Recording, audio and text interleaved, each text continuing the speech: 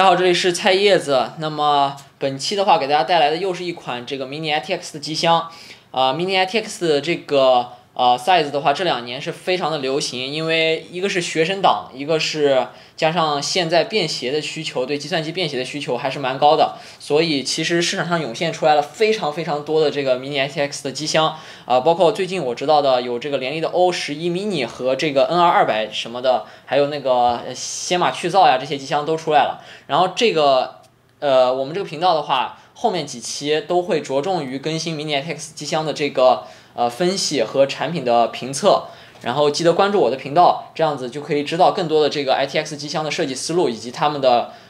真正意义上的这个装机的手感和你要注意的细节。那么这次给大家带来这个 G5 mini 这款机箱呢，如果你从 size 上看，它应该可以说是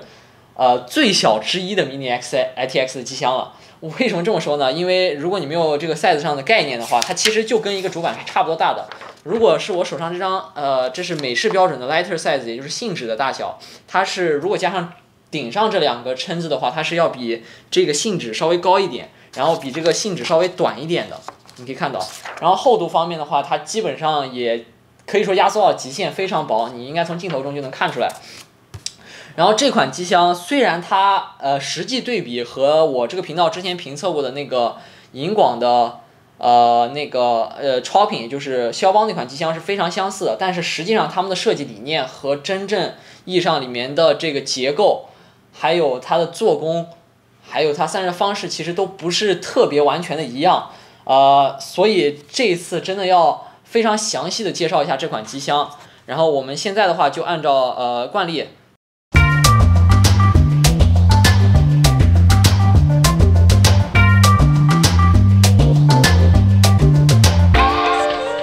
首先还是说一下这款机箱的外观和它的板材方面。外观的话，你可以看到这款机箱它是一个非常紧凑的 ITX， 然后它为了艺术的效果，其实是在上下两方各加了一个这样子的这个算是蛏子吧。然后这里的话是一个酷鱼的标志的这个镂空，实际上是镂空，你看起来像是个 mesh。然后它是内部贴了一个这样子的防尘网，所以看起来像是 mesh。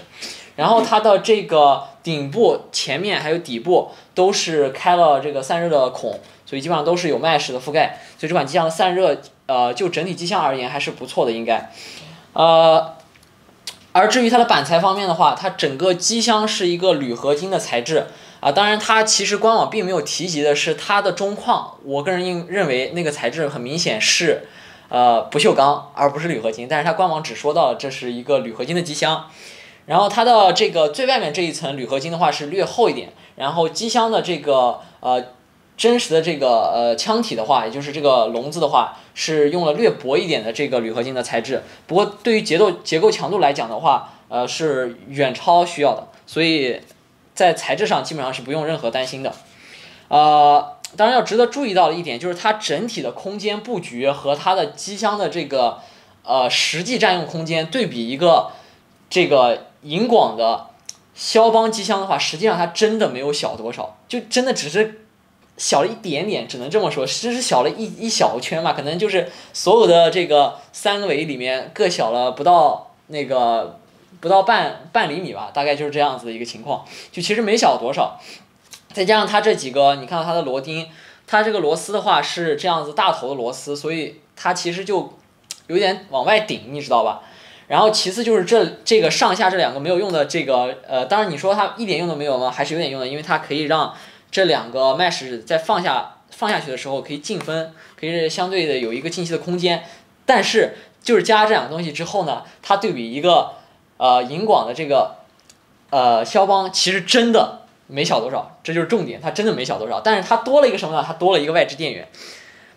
不如成熟的这个肖邦机箱的那种设计，就是内置的电源。因为外面拖个电源的话，其实有些时候可能比你直接内置了个电源不方便很多，你知道吧？然后说到它的这个电源和细节做工的话，要说它的外观非常重要的一点就是我拿到的这款机箱，它后面的那个背板是错开的，它就是上面和下面是不管怎么样都有一点错开。这很明显是他们在制造的时候这个细节没有做到位，就是加工工艺可能精度不够，所以它在弯这个铝板的时候，它弯的形状可能稍微有一点点错位，所以就导致这个机箱本身叫做一个艺术品机箱，但是它的细节很明显一点都让它不艺术，你明白吧？就是即使这样一个非常关键的，你至少要保持平齐吧，但是它不能做到，所以这一点还让我挺失望的。因为在图片上看这款机箱看是很漂亮，但实际上拿到手做工细节也就是只能说是那样，大概你对它的细节就是这样一个了解。然后说到刚才电源非常重要的一点，首先是要说这是一个外置电源，它的大小一点都不小啊，这是很重点。但是如果你实际跟它对比的话，对比那个肖邦里面的那个电源，其实它跟肖邦里面那个电源基本上是一样大的。然后就是说到这个电源呢，有一个非常蹊跷的事情，这个电源是一个贴标的电源，所以在这个酷鱼在上面贴的标底下是有一层标的。我当时看到了上面的那个银色之后，我就知道底下应该是有一层标的，应该是个贴标的。然后呢，我把这个标撕下来之后，我看到底下的标写到的这个输出的电流实际上是11安，但是酷鱼在上面贴的第二层标上面写的是12.5安。那么首先我要说一下，澄清一下，就是对于一个150瓦的这种外置电源，其实10安是完全足够，10安就完全足够了。但是官方就是这个实际的生产厂商标11安也是完全可以接受，但是他在外面贴了一个12.5安，就是比原厂标称还要高的一个安数。我虽然对这个事情吧没有，就是我觉得没有什么，真的没有什么，因为大部分情况下你在这种机器里面放下的 CPU 也不会用到那么高的就是过载，所以基本上是没有任何问题的。但是问题是它在上面贴的标其实有没有一个诚信上的问题，因为毕竟本身生产厂家并没有说到这个电源能够到12.5安，你却贴了个12.5安，就是不知道作为观众，如果你是这个机箱的买家，你会怎么想？我不是来黑酷鱼这种行为但是这种行为我倒是真的无所谓，但是对于一个普通的消费者，他发现了他肯定不会高兴。紧接着就是说一下这款外置电源，它里面配的那个 ATX 24 pin 的那个桥，那个桥的话，它在扩展出来了一个4 pin 的 CPU 和一个和2个这个 SATA 的这个接口，SATA 的供电接口，然后对比肖邦的那款机箱。里面配的电源的话是一个8 pin 的。当然，作为另一个参考，我之前有一个 DIY 过的这个3D 打印的机箱，我自己也是买了一个外置电源，跟这个电源几乎是一样大，但是里面那个桥呢，它的桥就配了一个8 pin 的。对于150瓦的这个输出来说，一个4 pin 的，也就是实际上有2个 pin 在供电，一个4 pin 的这样一个插口 CPU 插口其实是足够的。但是有一个8 pin 的会让使用者真的是感到心里会更舒服一点，因为端子其实是非常容易过热的，如果在某些情况下就怕接触不良或者是大电流的话，会不会导致这种情况？当然也有一些人可能会在里面放一些奇怪的 CPU， 也不知道是什么情况，对吧？这些我就不提了，基本上就是反正给你个概念，它的 CPU 的供电只有4个 pin， 而不是像正常情况下来讲有8个 pin。然后呢，就是说一下这个东西的兼容性设计。它的兼容性设计是稍微在我这块主板上，我这块主板其实有一点不标准，它的这个24 pin 在顶上，所以它会有一点顶到顶上，然后我就不得不把那2个真实的那个直流电的输入的线把它掰弯，所以这也是另外一个点，我非常担心它会不会存在就是就是类似这个接触不良的问题的情况。然后基本上关于电源你要注意的点基本上就是这些。然后紧接着就是说一下这款机箱的散热。散热的话，这款机箱的CPU 的散热线高是40毫米，然后40毫米基本上能放下的散热器，就是和这个 Noctua 就是猫头鹰类似 L9i、L9a 的这个最小的那个最薄的那个散热器了。然后也有酷鱼自家生产那个散热器，非常的便宜，4铜管，做工稍微差一点，但是肯定也够这种机箱里面用的 CPU 用了。而且那个价格还挺不错的。然后还有就是要说到这个机箱配了一个配扇，测量了一下，大概是60毫米的这个配扇。然后这个60毫米的配扇呢非常难买到，基本上不是特别好买到，当然买到的都是些廉价的产品。然后它是支持在前面上面放和下面放2种放法。我看到那螺丝孔了，所以其实可以拆的。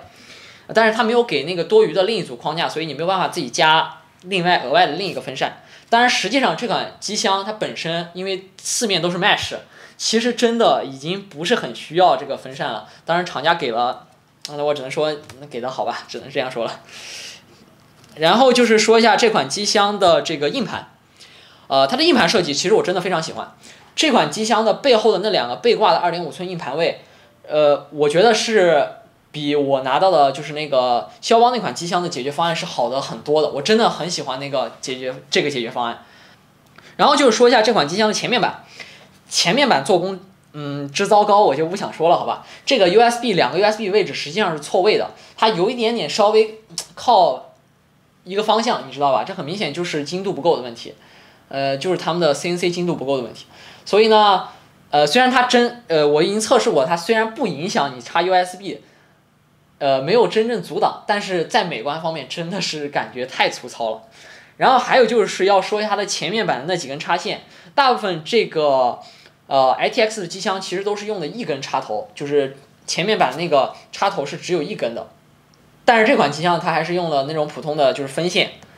这一点说实话希望能够改进一下吧，因为 ITX 机箱非常的小，有些时候你自己插那个分线是不是特别好插？基本上前面板就是这个样子，然后总体来讲吧。它的很多细节稍微有点太粗糙了，如果能够做的再精致一点，才能配得上这款机箱你在官网上宣传的它是一个艺术品吧，对吧？因为好看，它的整体设计造型我还是非常喜欢的，但是它的细节真的是有点配不上它的设计的。然后呢，就是说一下这款机箱的配件，这款机箱的配件是真的非常的多。我从来没有见过，就是像酷鱼这么喜欢给配件的东西。它不仅在机箱里配了螺丝刀，螺丝刀的质量虽然不怎么地，好吧，但是那个螺丝刀真的非常好用。实话说，真的非常好用。而且对于一个购买这种机箱的人，送一个螺丝刀也无妨，因为普通情况下，如果是学生党的话，可能还真的没有螺丝刀。有一个螺丝刀也算是一个非常好的一个细节吧。另一个的话就是这个机箱它配了两个SATA 的那个数据线。数据线的话，是因为这个机箱它的 SATA 可能不太好走线，然后普通的 SATA 线在里面可能不太好，不够柔软，然后不好绕，所以它给了两个 SATA 线，这个也是要给他们点赞的一个点。其次的话就是他们的说明书，这个说明书我真的要吐槽一下，它所有的机箱都是用同一款说明书，而这款说明书呢，上面有好多个不同的机箱，我真的。首先我看的有点头晕，有些时候很难找到我到底是哪一个机箱，尤其是他们家机箱的名字都是就是直接是英文的，英文字母加一个数字，就我一开始都记不住我这个是 G5 mini， 好吧，我真的是记不住这个是 G5 mini， 什么 S3 呀，又是什么 G 几啦，反正就名字太多了。首先不好找到自己的机箱，好像那个图片上是没有这款机箱的，当然我没有找到。另一个就是它关于每一个机箱的细节的信息根本就不够清晰，你知道吧？我不指望他们真正做一个每一个机箱独立做一个那样子的，就是说明书，但是至少你多给一点细节吧，就是多给一点细节安装的问题吧。那个说明书实在是太简略了，稍微太简略了一点，我个人认为。然后基本上这款机箱总体来讲，这个它适合的人群，我一开始买来是用来干嘛呢？是用来做一个远程的渲染机。就是我出去的时候，我经常会带一个笔记本和带一个这样的电脑。我之前的那个肖邦也是这样用的，就是我远程，我在比如说我在外地工作的时候，我需要一个高强度性能的电脑帮我一直进行渲染，我不需要特别好的，因为我不是那么着急，所以一个4核8线程的这样 340G 其实就完全绰绰有余对我来说，所以我就选了 340G。然后呢，但是我在渲染的时候，我不想让我的电脑就直接被占用，所以为什么我不用笔记本渲染？因为我的笔记本我想再干点别的事情，写别的东西啊，或者是看会儿视频啊什么的都会比较方便，所以这样子我就可以远程连接到这样一个小的主机，而且也不用带显示器，只要它连接到同一个网络上，用 WiFi 连接到同一个网络上，就可以直接远程连接到这个小机箱，然后就可以直接在这个小机箱上进行渲染，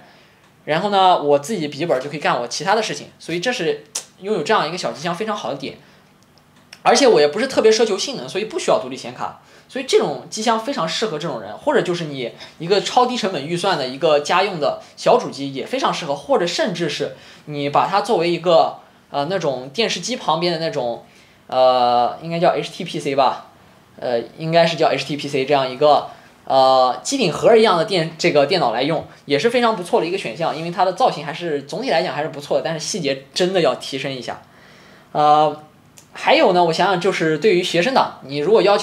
不用要求特别高的显卡，只是随时便携的话，这个机箱确实还是总来讲很便携的。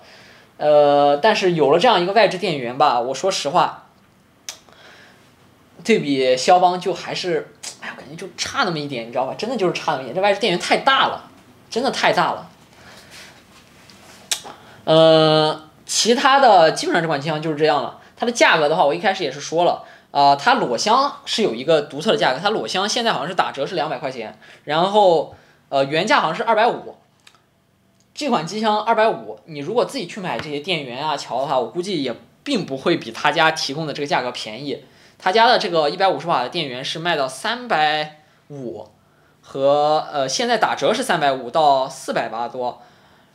就是200瓦那个是400多，然后原价好像是400到500多，就是150瓦和200瓦的这两个选项。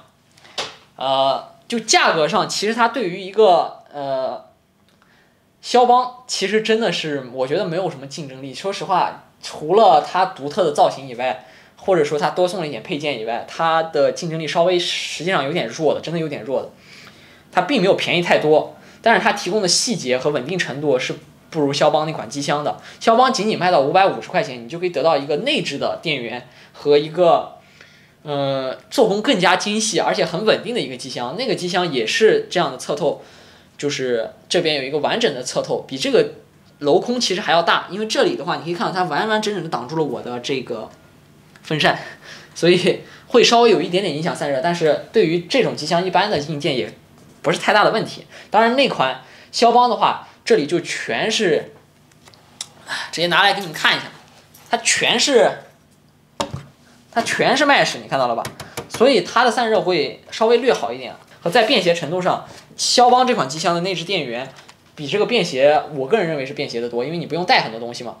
还有就是在重量上，这两款机箱虽然这个用的是铝合金，但是说实话，我装完之后觉得在实际你的感受上是没有太大区别的。而且它俩的 size 都是非常完美的，可以直接放进你的背包里，还能放更多的东西的这样一个 size。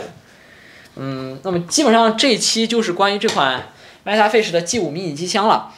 然后如果你对这款机箱有什么其他的看法呢，你都可以在评论区留言。然后我们后面几期的话是还会带来几款酷鱼的非常好的机箱，后面确实有几款酷鱼的机箱我非常的喜欢，而且觉得非常甜品，非常好。记得一定要关注我的频道，这样才能够收到我的更新。然后其他的 ITX 机箱像 NR200呀，像这个图150我们之前已经测过了。然后后面是有那个先马的去噪和那个联力的 O11 mini， 我们都会逐步更新。因为我们的话主要还是注重每一个细节给大家讲，所以视频可能会相对来说长一点，不是特别的讨好但是我还是希望尽量能够让大家知道这款机箱的优点、缺点和适合它的人群。基本上就这样。那么我是菜叶子，我们下期再见。